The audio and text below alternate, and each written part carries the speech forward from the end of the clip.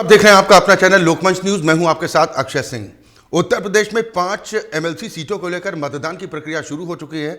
आपको बता दें कि सुबह 8 बजे से लेकर शाम 4 बजे तक वोट डाले जाने हैं और अपने मतदान को लेकर मतदाताओं में बेहद उत्साह भी देखने को मिल रहा है। कड़ी सुरक्षा व्यवस्था के बीच 5 सीटों पर जंग लगातार जारी है। बीजेपी और समाजवादी पार्टी के बीच में कांटे का मुकाबला माना जा रहा है। आपको बता दें कि इन सीटों पर शाम 4 बजे तक वोट डाले जाएंगे। जिन सीटों पर वोटिंग होगी उनमें गोरखपुर फैजाबाद स्नातक सीट, कानपुर खंड की स्नातक सीट, बरेली मुरादाबाद स्नातक खंड की सीट, प्रयागराज झांसी शिक्षा खंड की सीट और कानपुर शिक्षक खंड की सीट पर वोटिंग प्रक्रिया चल रही।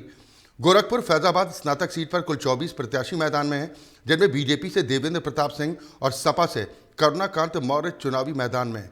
इसके अलावा बीजेपी ने कानपुर उन्नाव शिक्षक क्षेत्र से वेणु रंजन भदौरिया, कानपुर खंड की स्नातक सीट से अरुण पाठक, झांसी प्रयागराज क्षेत्र से डॉक्टर बाबूलाल तिवारी और बरेली मुरादाबाद स्नातक क्षेत्र से जयपाल सिंह व्यस्त को अपना उम्मीदवार बनाया।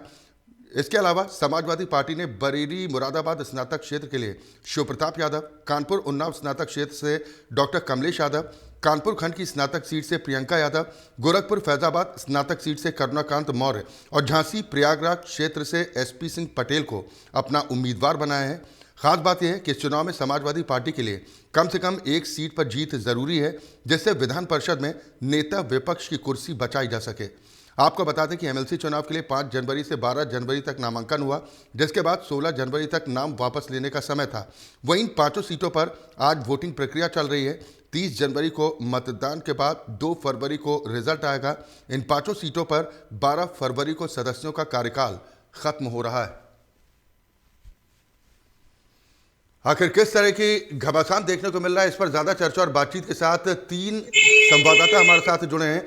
निखिल रस्तोगी ज्यादा चर्चा और बातचीत के साथ लखनऊ से हमारे साथ जुड़े हैं, जबकि ब्यूरो चीफ अमरोहा इकबाल अंसारी हमारे साथ जुड़े हैं ज्यादा अपडेट के साथ, और शैलेंद्र पाठी संत कबीर नगर से हमारे साथ जुड़े हैं।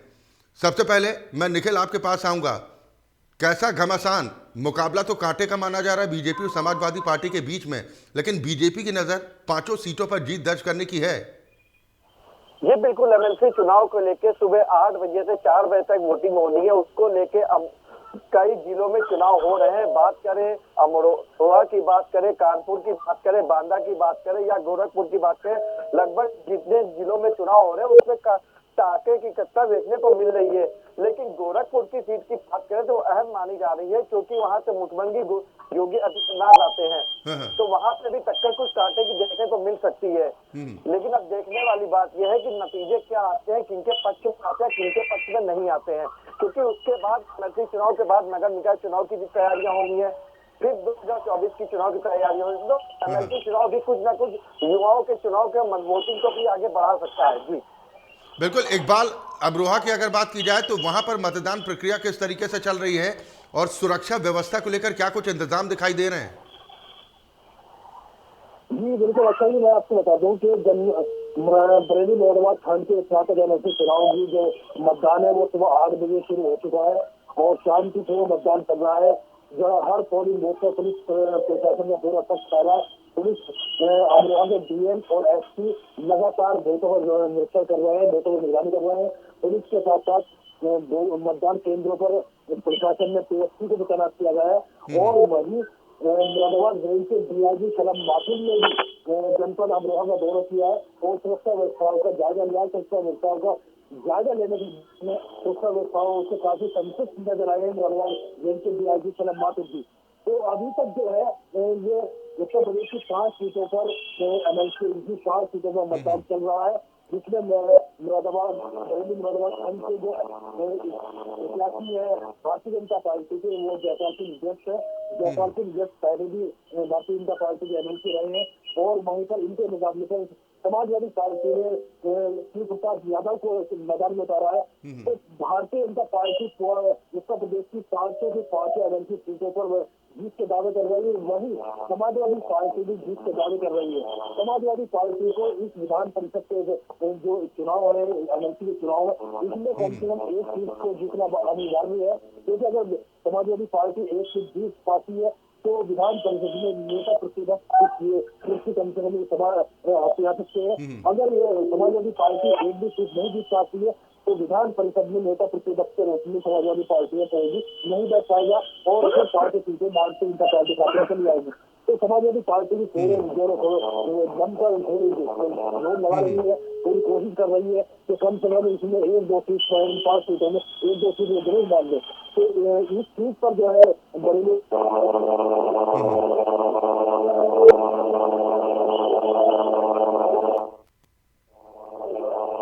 बिल्कुल इकबाल, जिस तरीके से आप बता रहे हैं कि दावे भले ही बीजेपी और समाजवादी पार्टी दोनों की तरफ से किए जा रहे हो, लेकिन चुनौती आसान नहीं है। बीजेपी जहां इन 5 सीटों पर जीत दर्ज कर जो 9 राज्यों में विधानसभा के चुनाव होने हैं और साथ ही 2024 में लोकसभा चुनाव को लेकर जनता तक एक मैसेज भी पहुंचाना चाहती है, जबकि समाजवादी पार्टी के सामने चुनौती है कम से कम 1 सीट जीतने की, जिसका जिक्र आप भी कर रहे थे। मैं शैलेंद्र पाठी आपके पास आऊंगा, वहां पर क्या कुछ स्थिति, क्या हालात दिखाई दे रहे हैं? वोटिंग प्रक्रिया में किसी तरह की कोई दिक्कत परेशानी तो नहीं? शैलेंद्र, आवाज मिल पा रही है आपको? जी आवाज आ रही है। वहां पर क्या कुछ स्थिति देखने को मिल रही है?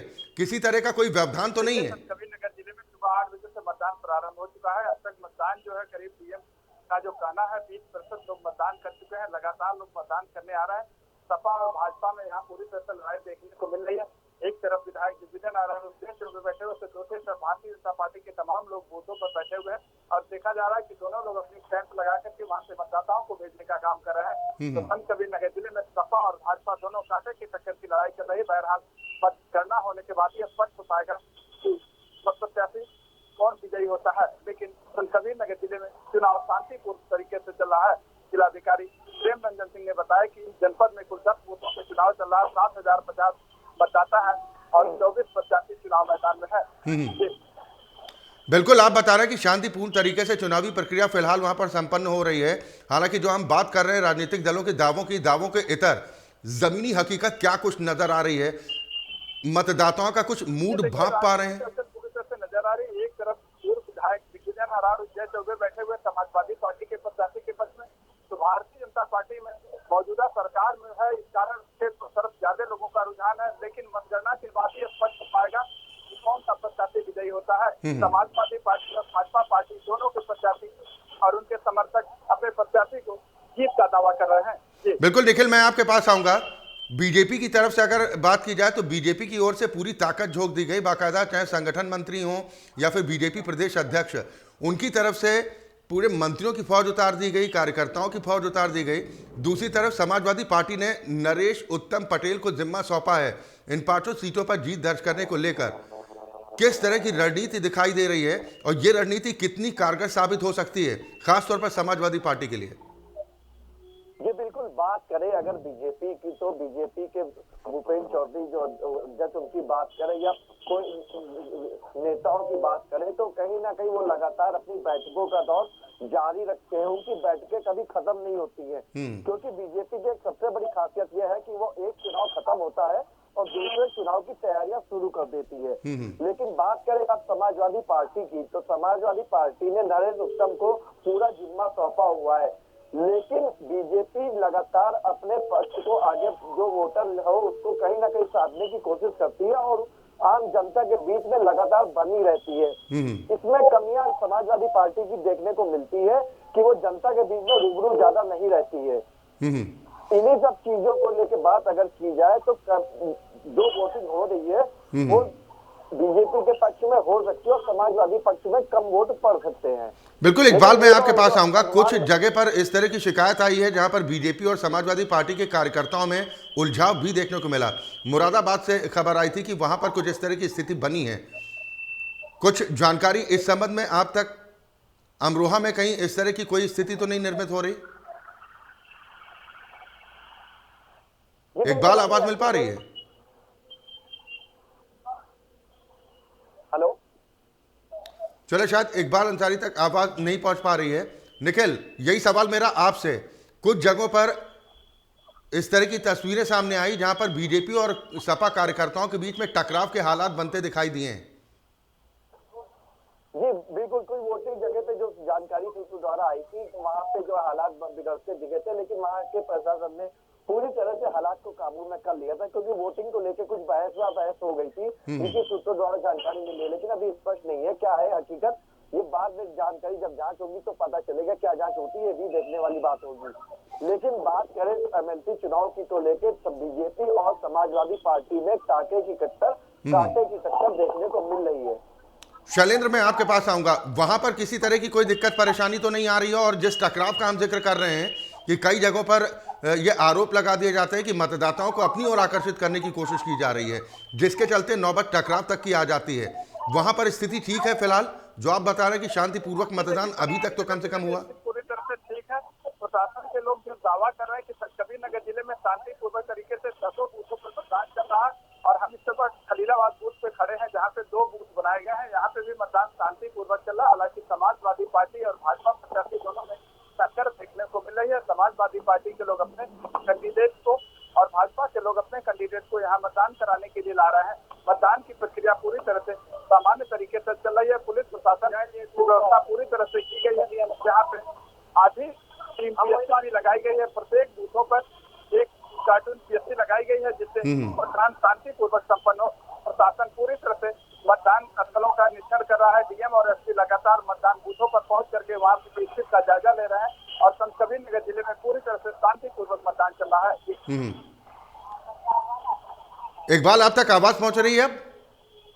जी सर, बताया तो जी, जैसा हम लगातार जिक्र कर रहे हैं कि दावे किए जा रहे हैं, रणनीति अपनी अपनी अख्तियार की जा रही है और जीत का दावा किया जा रहा है कि इन 5 सीटों पर हमारा कब्जा होने जा रहा है। जैसा हम लगातार जिक्र भी इस बात को लेकर कर रहे हैं कि चुनौती आसान नहीं है समाजवादी पार्टी के लिए, क्योंकि 9 सदस्य उसके हैं। अगर विधान परिषद में नेता विपक्ष का पद चाहिए तो कम से कम 1 सीट पर जीत हासिल करनी होगी।